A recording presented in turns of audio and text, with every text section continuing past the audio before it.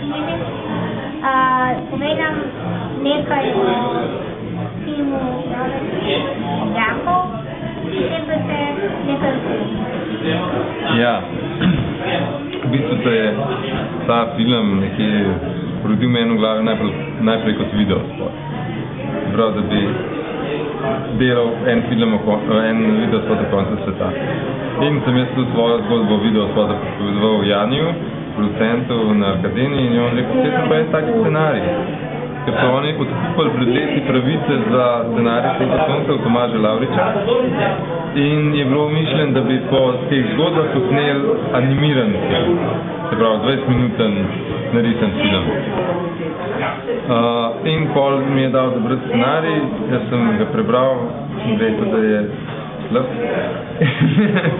In sem pač ker je bil preveč, strip funkcionira sam zase, je likovna forma, se pravi, imaš risbe, imaš vse. Film narejen iz več epizod stripa pa ne tako, ker pri stripu se vedno lahko vračaš na prejšnjo stran pa pogledaš, kako je tam nekdo zgledal, pri filmu pa na tak način ne moč. In zato sem pol napisal še dodatne strani scenarija, zgodbe povezal med sabo, določene like, ki v različnih epizodah stripa nastopajo kot različni liki, sem povezal v eno, se pravi, da se je en lik vlekel čez vse zgodbe in je prišel nek scenarij za dolgometražen film, za celovečerca. Ker je celovečerca zelo težko dobiti tega tipa denar, smo eno od teh epizod, se pravi epizodo, ki razloži, kako je svet propadal, prijavil na sklad in je sklad odobril sredstva, tako da smo pač dobili denar in smo ga danes končali snemati. Ja, kratka zgodba filma govori o enem človeku, ki v letu 2147 živi v vodovodnem stolpu z ženo. In pač v tem času je na planetu samo še puščava in ljudje životarijo pač redki od njih po pač nekih malih mestih, ki so narejeni, da bi gledali kot neke favele, ciganska naselja, kjer so okna zaprta z negoljivimi stvarmi. No in ta moški se gleda po stanovanju, vidi, da nima ta ženo nič vode. In se razgleduje po stanovanju, kjer vidimo, da je že zelo prazno, pač objektov, ki ponavadi so. Vzame klima napravo, žena ga pač pogleda za njim in on odide iz stanovanja. In v senci mesta, se pravi vedno teče po senci, se odpravi proti baru Fontana. Pred barom Fontana stoji fontana, vidite, da je bila včasih terasa. V glavnem odide po senci do tja, vmes je en del, kjer mora ga preteči in tam prvič vidimo, da mu zagori roka, ko ga preteče. Potem naprej vidimo, da je to mesto precej bolj opustošeno, da ležijo po mestu, pač, da gorijo stavbe, da ležijo trupla, tako rekoč.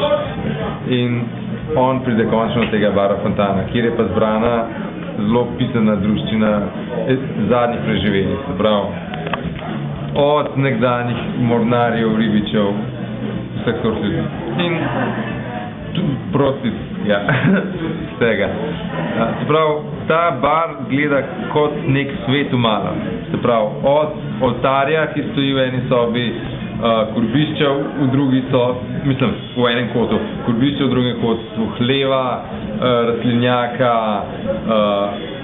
kulturne dejavnosti, v bistvu, če tako gledaš s tem nastopom pevskim, bara, kuhne, ker vidimo tudi, da pač neki pripravljajo hrano, skladišče, tako da v bistvu ta bar je srce celega tega mesta in tam tako živijo vsi prebivalci mesta. No in v tem mestu se pojavil en novin in to je en človek, ki je potetoviran in ta lovec oblakov prepoznal v njegovi dlani znak, ki smo ga mi prej videli v njegovem stanovanju, kjer piše, da so pač vse lovce oblakov obsodili na smrt in če vidijo ta znak, naj to prijavijo takoj države, da je nagrada razpisana za njimi. Se pravi, on ve, kdo je to, ne ve pa, zakaj je nagrada razpisana. Se pravi, prepozna ga. In pol skozi zgodbo od Borisa Cavazze, ki začne govoriti o tem, da je bil on včasih lovec oblakov, zvemo pač, kaj je njegova osebna zgodba, kako je pač nehal biti načeloma in v bistvu na koncu v ta prostor pride še in takrat ga pač cel lokal sovraštvom gleda, ker je on en od razlogov, zakaj je svet v bistvu tak, kot je, ne. No in pol na konc filma pa pride v ta prostor še Ula, to je pač vojak federacije, ne, bi lahko rekli temu, globalne, ki pač je združena v eno državo, pride ta Ula, ki načeloma je tisti, ki v bistvu ubije te ljudi. Prav je vrhovni lovec na glave, ne, ta vojak. In tam je pol nek zaplet, kjer se v bistvu pove on, da je prepozno, da nekoga nič več ne zanima v nikomu. Je ta vojak, se pravi, on kot po funkciji bi mogel storiti nekaj drugega, ko je srečal nekoga, ki je nagrada razpisana na njim. In potem pač pove, da je prepozno, tam Leon, se pravi, ta, ki je odnesel klimo, vzame flašo vode in reče za ženo, bolj sam pri sebi, in potem odide v stanovanje svoje po noč, vzame ženo in jo odnese na streho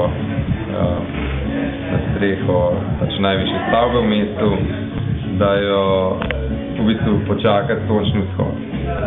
Pač nekaj, kar jim je še ostalo. In tam umre.